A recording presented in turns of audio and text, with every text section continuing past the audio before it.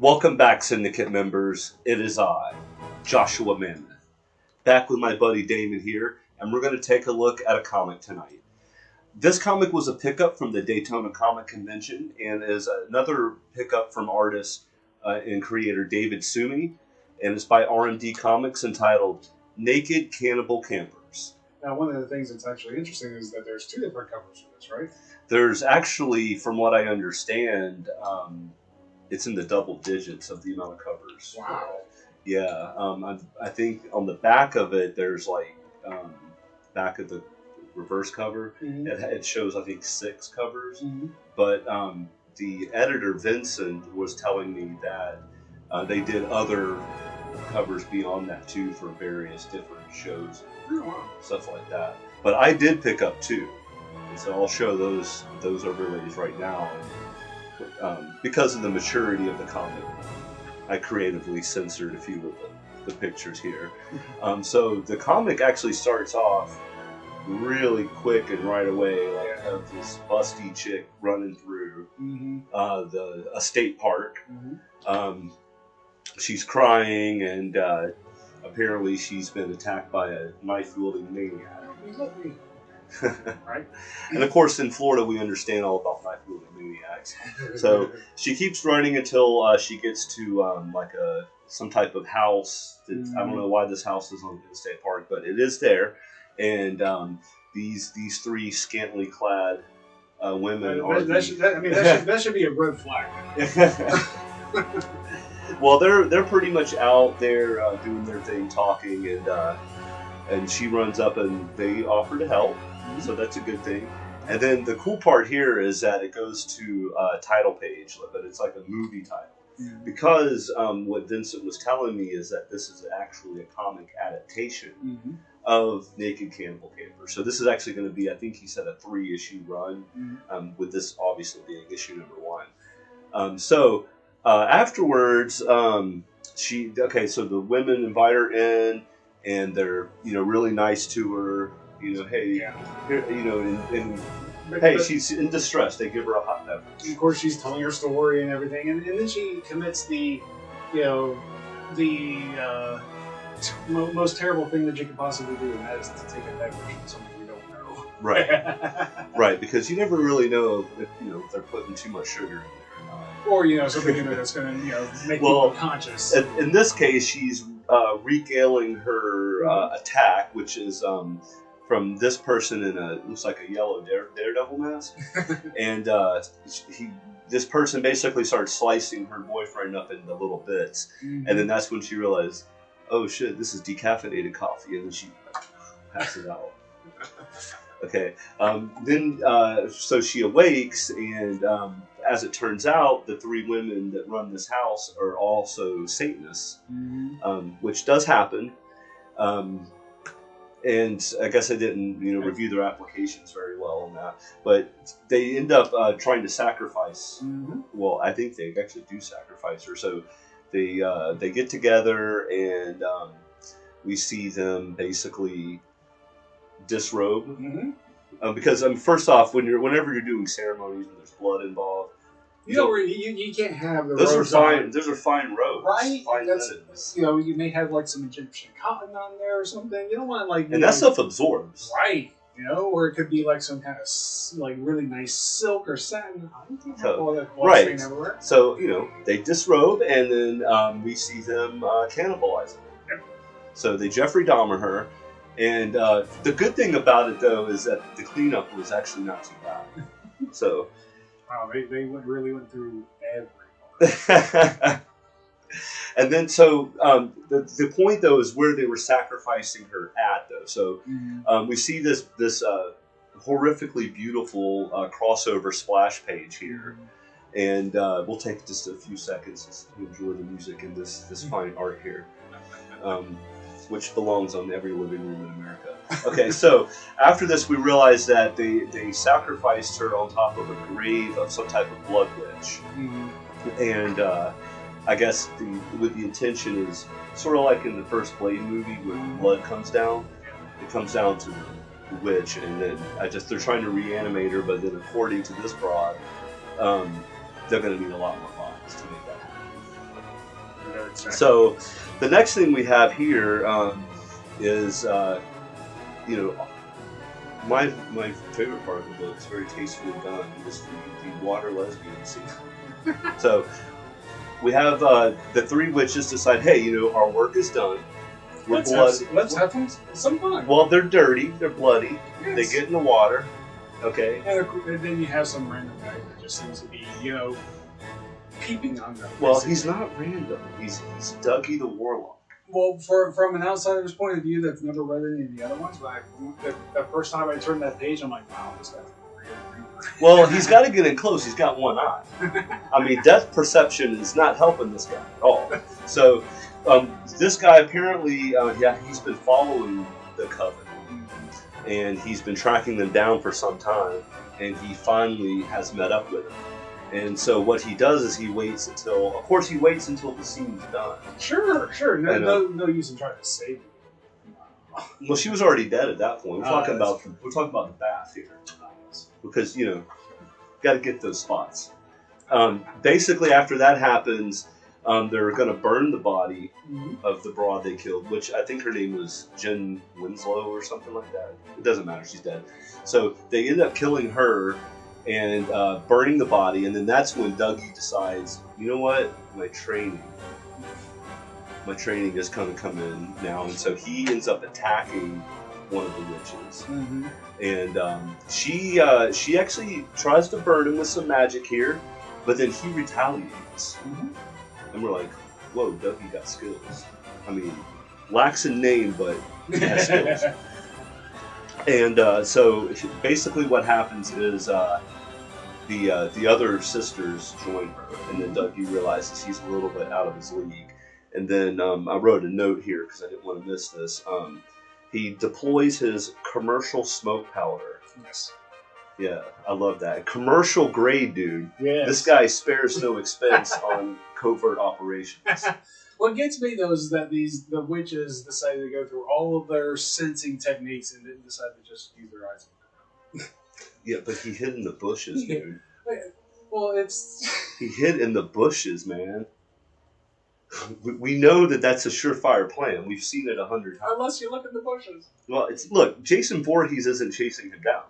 Okay, so he gets away like Darkwing Duck, and then from there he runs away and discovers there's a nearly dead camper.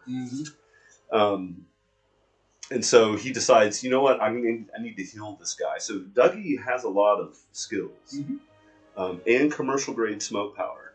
Yeah. So he ends up healing this guy. Now, the unfortunate thing is once Dougie heals you, he has to regale you of his entire life story. Oh, God.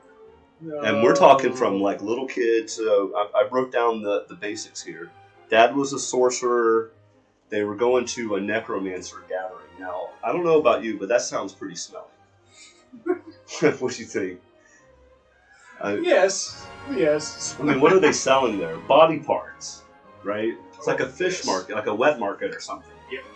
Okay, so anyway, so Dad's a sorcerer. They're on their way to a necro gathering, and that's when a lowercase Dougie and his dad encountered the three witches for the first time. And we know it's younger witches because, well, they're firmer.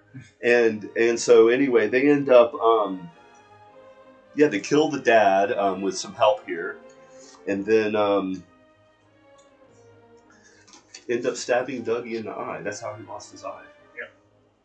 Stab. Right? Why didn't they just go a little deeper though? Maybe they just wanted to torture him instead. Or it's a small knife. I don't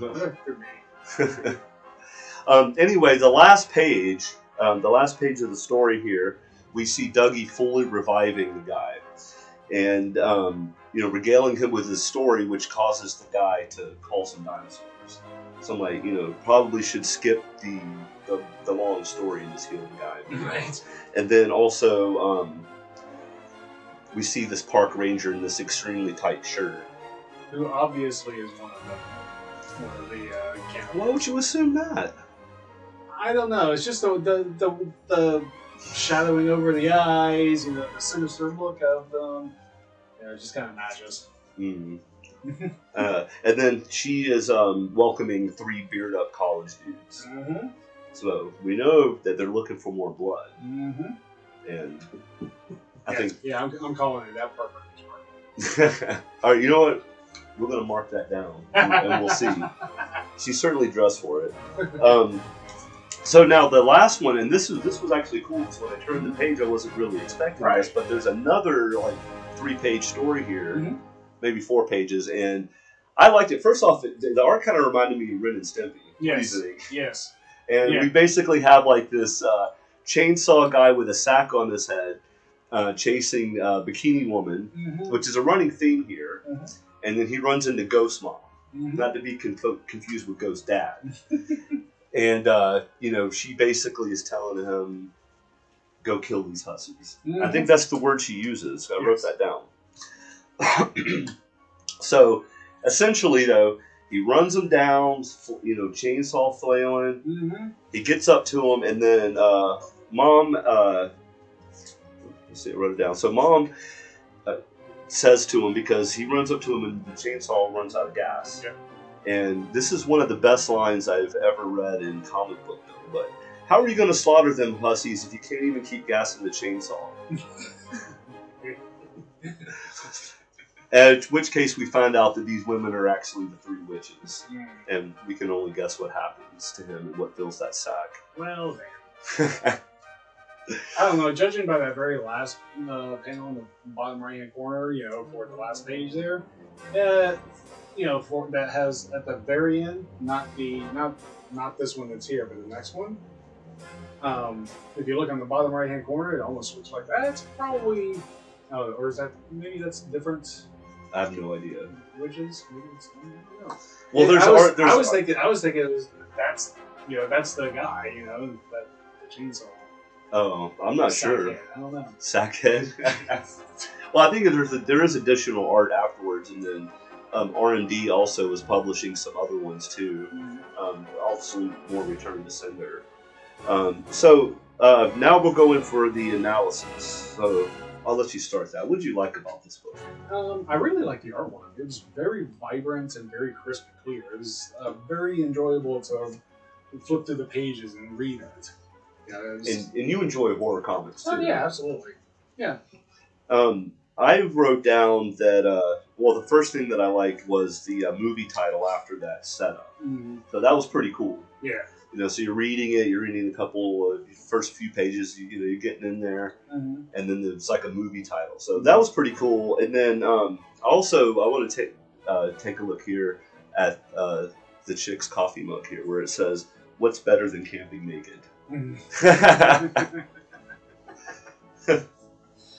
I've never tried that before, but I don't know. What do you think, honey?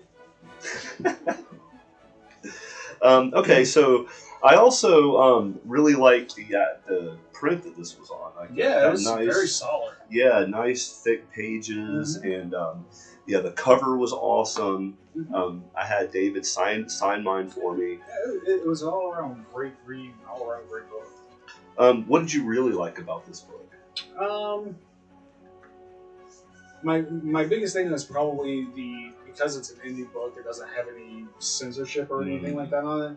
So they're able to tell the story that they want to without somebody saying, no, you can't do that. That's a good point, and I find that in a lot of the indie books that I read, that there's people that are, really willing to, see how far they can go with certain things, or just like you said, that's not even care, just want to be able to put that work out there.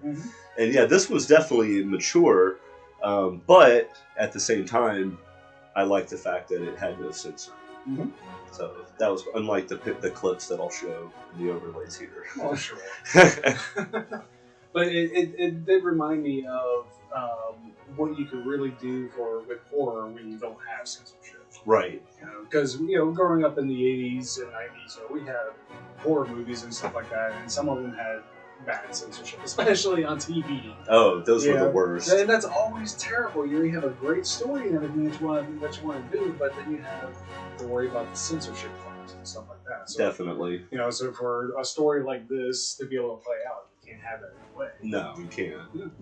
No, and I'll definitely look forward to reading the other issues too. Well, first off, because I need to find out about this Park Ranger. We need to know what's going on there. So I also put the bonus comic at the end. Yes. I really like that. Yeah, I enjoyed the complete shift of the way that the artwork was done.